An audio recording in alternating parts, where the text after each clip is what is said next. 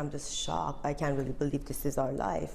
What unfolded at Woodley Park in the middle of the day, involving a $1,000 down payment, has Bahar Danesh fearing for her life. Our life is never going to be the same. Like day and night, I have to be watching who's trying to kill me. Court transcripts indicate Khosrow Garib, Bahar's ex-husband, allegedly hired a hitman. Luckily for Bahar, the hitman in reality was an undercover LAPD officer. This wasn't Tanya Harding break the ankle. Tracy Green, a Marcy's Law attorney representing Bahar, says there are audio and video recordings taken in a span of a month where Khosrow can be heard giving the hitman instructions. He said, I want you to break 100 bones in her body, from her feet to her hands, rearrange the face, break the spine. And then when the hitman on the phone said, what? Paralyze her? He said, no, the lower spine. And he went into detail about what bone or where you break in the spine, and you'd focus on the lower spine. I want her taken out for a couple of years. So the hitman says, I can't play God. What do? Do this for a half an hour, break all these bones, and then say, please don't die?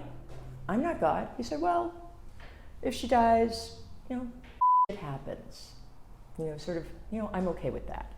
And so it ultimately culminates, he explained, well, what's the price? Well, $15,000 for permanent damage, $20,000 to just take her out. Boom, boom, as he called it.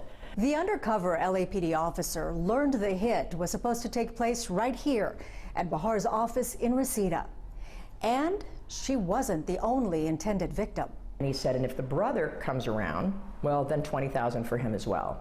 Court documents state, quote, the defendant keeps telling the hitman, if you need to eliminate her, go ahead. What else can we do? If the brother becomes a problem, you can eliminate him too. And, quote, if you do a good job, I have other jobs for you. When I read what he was planning to do to me, torture me to death. Bahar and Khosrow had been married for 8 years. Their divorce lasted much longer, 12 years. And it was when they had finally reached a settlement when the hitman was allegedly brought into the picture. After he paid the deposit in cash, then they arrested him. We contacted Khosrow for this story. His attorney declined to comment.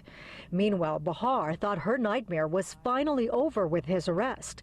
But then the phone rang. And Bahar and I both got phone calls from the detectives saying, bad news. Yeah, you know what the situation is with the DA's office right now. They booked this as solicitation to commit assault. Solicitation to commit assault instead of solicitation to commit murder. A big difference when it comes to doing time in prison. We contacted LA County DA George Gascon's office for comment.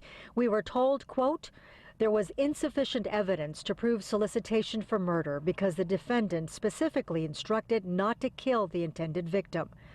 Attorney Green disagrees with that assessment. Well, when you offer $15,000 to someone to go and spend a half an hour breaking 100 bones in the body, which sounds like torture out of some crazy Tarantino movie, or you offer them $20,000 to just kill someone, what's a hitman going to take?